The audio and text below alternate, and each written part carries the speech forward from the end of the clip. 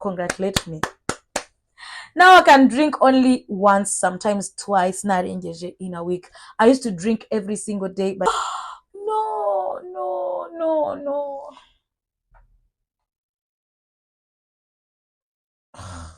After eating, I'll take a nap 1 hour so that I can get energy at work. Every time when I don't take a nap, trust me, I reach at work, feel sleepy.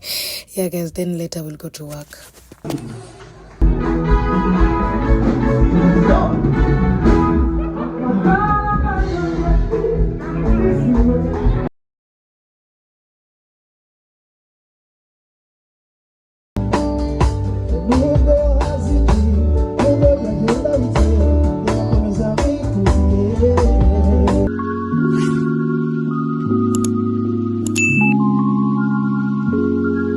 Beautiful people, mambo vipi, mumezemte, inshoga Lucky Coco. Welcome to my YouTube channel. If you're new here, hi, welcome to the family. For the returning Sabi, thank you so much for always being there for me, guys. So today's on Friday and I would like to spend a day with you guys. So as I told you in my previous video, it's time to be healthy, guys. I used to have a lot of excuses. Oh, I don't have a fridge. I brought a fridge. Kubera ko there's a day I brought ibiryo byinshi nshaka gutangira regime birangirika, and then I was like, you know what, let me buy a fridge. After buying a fridge, there was a lot of food to cook, but sometimes I'm so lazy to cook. Then I was like, you know what, the solution, I have to meal prep, cook like twice in a week or 3 times in a week. You know, in 7 days we always have those days that we have energy. Those days I will cook for at least food for 3 days and put them in the fridge, and then finally, because we finally have a microwave, I will just grab the food, you know, nkazishusha nkirira, nta bintu byo gutekereza when I feel lazy, right? Nta bintu byo gutekereza ngo ibyo guteka tusa.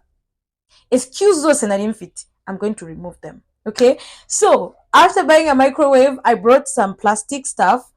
Oh, by the way, I mvuye mu isoko. Actually, ndacyambaye imyenda ya sport, mvuye muri gym. I've started gym. I'm going to on date 16. It will be a month ntangiye gym. But the problem, I wasn't consistent with eating healthy food.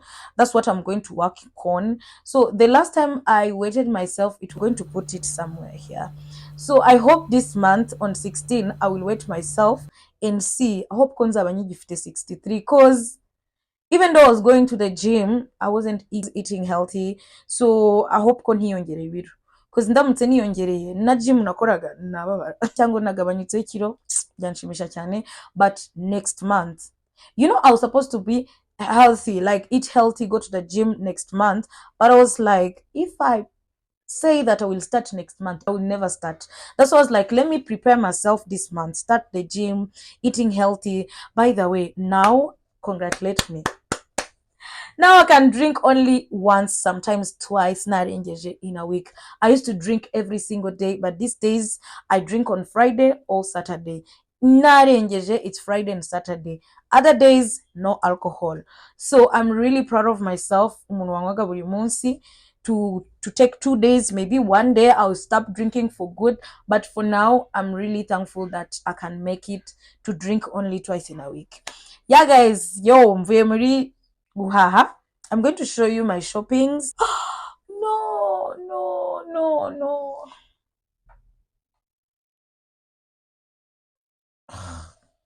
Hello guys, can you imagine ko umuriro usugenda nari ngiye kubereka ibintu naguze.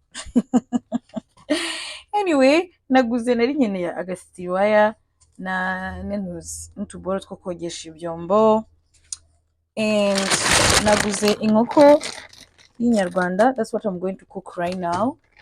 And as I told you guys, I'm going to meal prep sometimes, so that nkureho ibintu bya excuses to not eating healthy. So this is the boxes naguze, duto cyane tubiri, moyenne ebyiri na tunini tubiri. Yeah, so this is the boxes. Umva umuriro ugende ntugende, iyi vlog ngomba kuyifata cause uku niko bijya bingendekera all the time when I want to be consistent. Has utuntu tw'utubazo Anyway, so this is what I brought. Naguze na olive oil. And what else? Oh, ngura n'ifu y'ubugari 2 kgs because today ndateka inkoko, amashaza, ubugari na salad. That's what I'm going to cook today. Salad ndi bukore ni ya beterave. Ndaza kubibereka, hope ko umuriro waba waje. Naguze n'amashaza guys. Umuriro uramenyekeye, ngura n'akanize ka magi. Yeah, that's the thing naguze. So guys, we are going to cook. Hey guys, finally the electricity finally came back. Anyway, I'm cooking kuku kienyeji, chicken and peas. So meanwhile, I'm going to make salad. So today's salad, it's lemon, tomato, parsley, and what does it call? Beetroot. Cyangwa se baita beterave. Yeah. So I'm going to put also olive oil. This is the salad for today. And guys, my fridge look horrible. I'm going to clean my fridge first of all because I cannot make salad, can't salad frigo without cleaning my fridge. Hey guys, look how my fridge looks. Look horrible.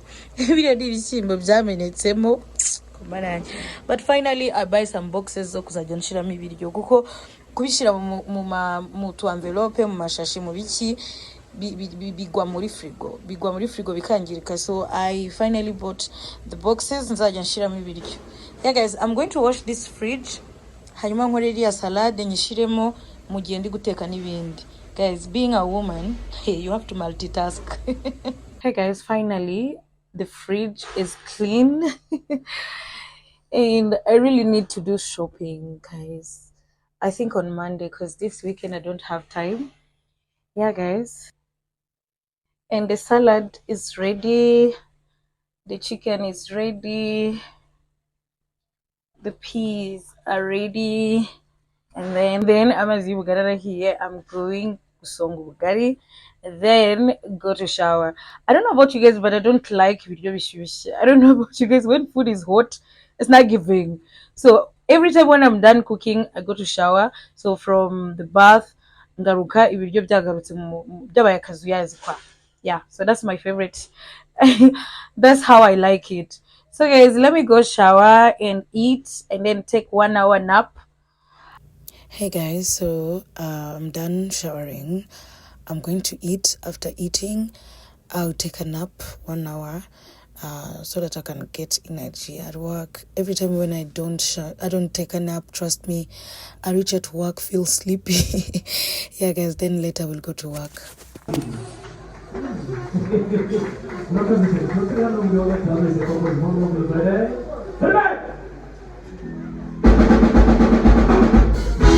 Okay.